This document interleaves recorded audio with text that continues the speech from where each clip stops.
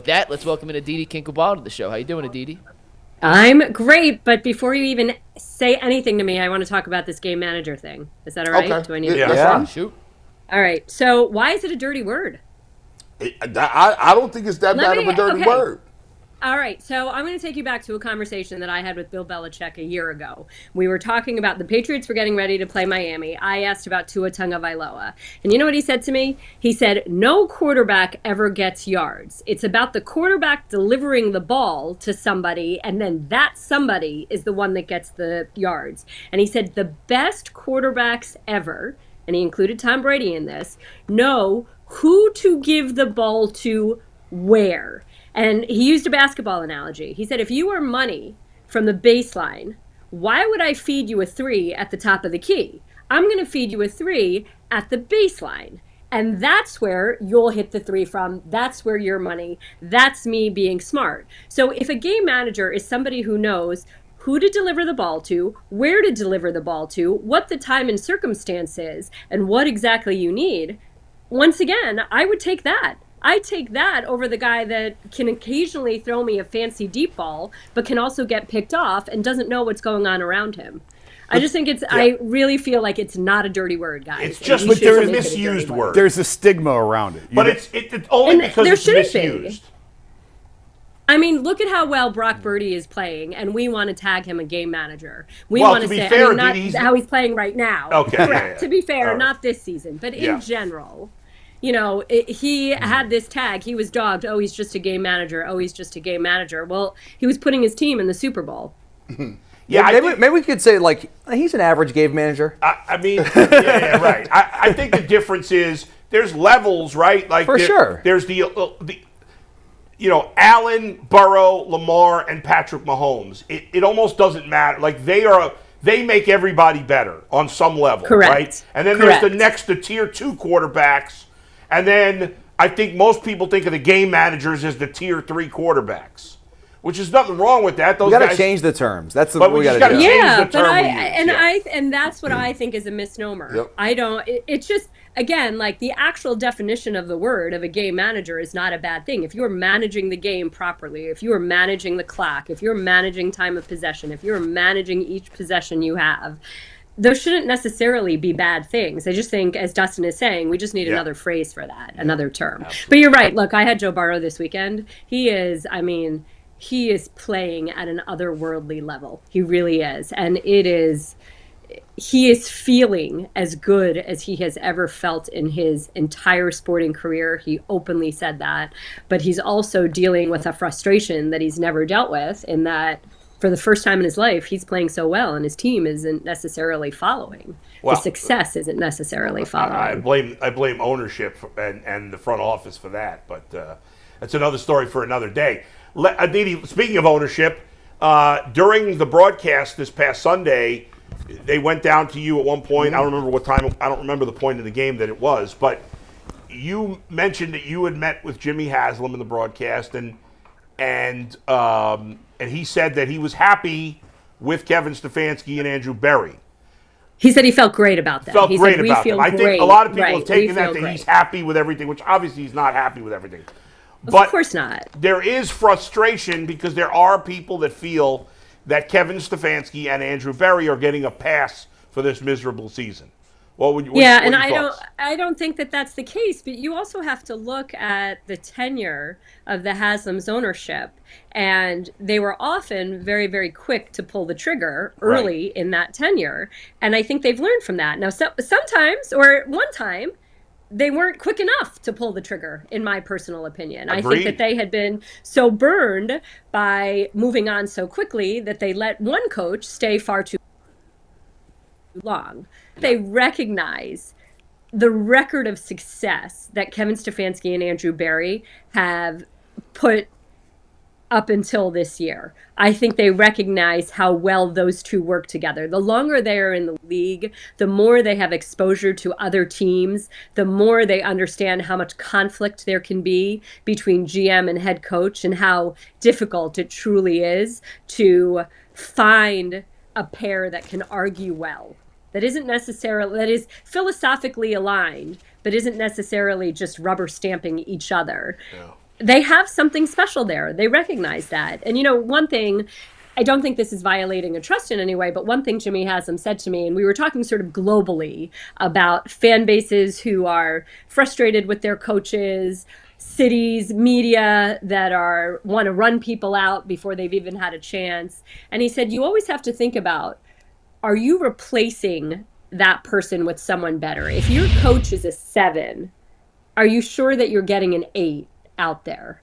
And I think they recognize that there have been a lot of really, really good things that have happened, starting number one with the cultural overhaul when Kevin Stefanski and Andrew Berry came in. I think there's also a recognition that this year they were hamstrung. There are a lot of things that didn't particularly go well that may not necessarily lay at the feet of Andrew Berry and Kevin Stefanski.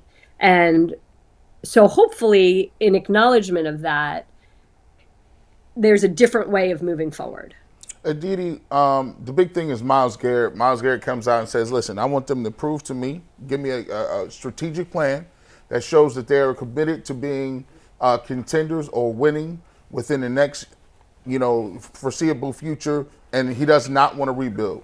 How does this front office, how does the ownership group prove to Myles Garrett, or what moves or different presentations could they give him to say, hey, you're right, I am going to stay because we are contenders.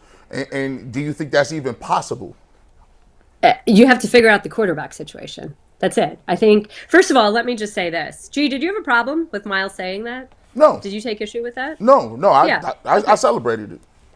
Yeah, I don't either. I like the idea of a player feeling invested in his team. It's just like Joe Burrow standing up and saying that the Bengals need to figure out a way to keep both Jamar Chase and T. Higgins. I think that players that are so highly paid, whom so much is expected of, should feel really strongly about the future of the franchise and where it's going. I didn't think it was putting the team on notice. I think it was being honest about where he is.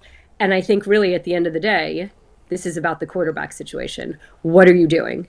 And unfortunately, the Browns are not in a situation like the Broncos or the Falcons, where, yes, so much money is allotted to a quarterback that isn't there, but you have a young rookie quarterback who is so relatively inexpensive that the piece of the pie that goes to quarterback is not really that outlandish.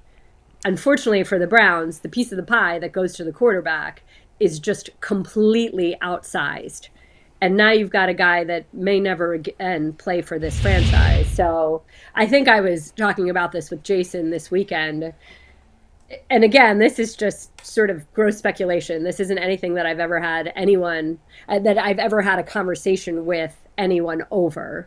But if the Browns have no plans to play Deshaun Watson through the end of his contract, Deshaun Watson has every right to want to be paid through the end of that contract. But if he wants to play quarterback again in the National Football League, it certainly doesn't behoove him to sit on the bench for 2 years. So he'll collect that money, but once those 2 years are up, where's he going? No team is signing him at that point because we haven't seen anything really wonderful in his time here in Cleveland. Plus, he will have sat for another 2 years. So really, at that point, his career is over. So does that motivate Deshaun Watson to want to negotiate some sort of buyout of the contract? And I don't even, again, I don't even know what the implication. Don't you think his career, who would sign him? Even at minimum money, why would any team take him? With the baggage. I mean, I don't know. I mean, maybe someone's willing to give him a flyer, give him a tryout in some way, give him, at least a look-see. I don't know. And you know what? I'm saying all of this, and I really should do my research before I say something like that. I don't even know if that's legally permissible to do something like that within the collective bargaining agreement. But it's just, I mean, that's the big deal. And it's nice of Myles to say that he wants to know what the plan is. The Browns have to figure out that plan themselves. If there was an easy answer, that easy answer would be apparent to all of us. Didi, that's where I was going to go. It's December 24th. I don't think they have a plan, in part because the season's still going on. They don't know where they're picking. I don't know what they can tell Myles because I don't think they even know themselves. This is a full-blown crisis. It's a worst-case scenario, and I don't even think yet that they have assembled a plan B. How do you emerge from this? I've said before, this could be an 18-month process to find your next quarterback. So how Where do you go from here? I mean, that's what you wrote, right? Isn't Yeah. that what you said this weekend? And I thought that was brilliant. Yeah, that maybe that's what it is, and that you have to look, not next year, but the year after. But, it's hard. I really, not that I don't pull for Jameis Winston. He's really a wonderful guy as well. But DTR is just a young man that I would love to see have some success. And obviously, things did not go well for him on Sunday. Now, he showed us some dynamic plays. That one where he escaped, I don't know, about 4 sacks on 4th down and then hit a completion gives you this window. Okay, here's the potential. Here's the athleticism. Here's the dynamism in the kid. But, I'm not a fan of the play calling. I hate the fact that there's no run game. The team itself was deflated after that opening fumble on the goal line. Then it seemed to maybe get its mojo back a little bit with that first touchdown. And then again, there was deflation with the missed extra point. It's hard to feel like he's being set up for success. But wouldn't it be so nice if you could see something over these next 2 games that made you say, okay, we could ride him a little bit next year. We could sort of hold steady and then think about making the big move at quarterback the following year. I wouldn't hold your breath for that, Aditi. I thought in the games he's played, I haven't seen, to me, there's no signs that he's an NFL starting quarterback. All he can do is dink and dunk the ball down the field. He has no vision. He's thrown 9 picks and 1 touchdown. I agree with you. Play calling. Adam, but let's be honest. A lot of those numbers are so skewed by the circumstances that he was in, right? He had 1 hour's notice that he was starting against the Ravens last year. He had an hour's notice that he was going to dress as the backup in the first Bengals game that he ended up going in. So I think that, again, not to make a million excuses, but this is a young man. He wasn't a first-round pick. He played a lot of football in college, but he hasn't played a lot of football on this level. He hasn't had a ton of reps. He hasn't had a lot of game experience with preparation. And, it was criminal to me that it took so long to target Jerry Jeudy. Jerry Jeudy is your wide receiver number 1. What was it, the 3rd quarter before he finally got a pass thrown his way? That's ridiculous. Well, isn't that on DTR? This is what I mean by... No, that's the play calling. DTR, you're talking out of both sides of your mouth here. You're saying that he has no vision, and then you think he's the one that decides where the ball goes but maybe on every play? The initial play might be, but he has options on the play. He's not just, if he doesn't see the guy open, he might go to somebody else, no? I don't think that he was running through that many progressions was ignoring Jerry Jeudy on every single play. They were playing the worst defense in the league, and he couldn't do anything. So I don't know. We'll see. We'll give him a couple more weeks here. That's all we can do, right? It's a sad state of affairs. Yeah. But, it was nice to see the defense fighting. It was nice to see the defense playing hard. There's a lot that has to be fixed. I don't think, okay, let's just leave it at that. Yeah, let's leave it at that. What game you got this week? I've got the Titans at the Jaguars. You seem so happy. Wow. That's a good game for the Browns. That's a game that affects the Browns' draft choice. That is a game that could be interesting. Could be interesting. All right, Didi, we'll see you next week. You know what? It's hard. I'll just say this really quickly, Dustin.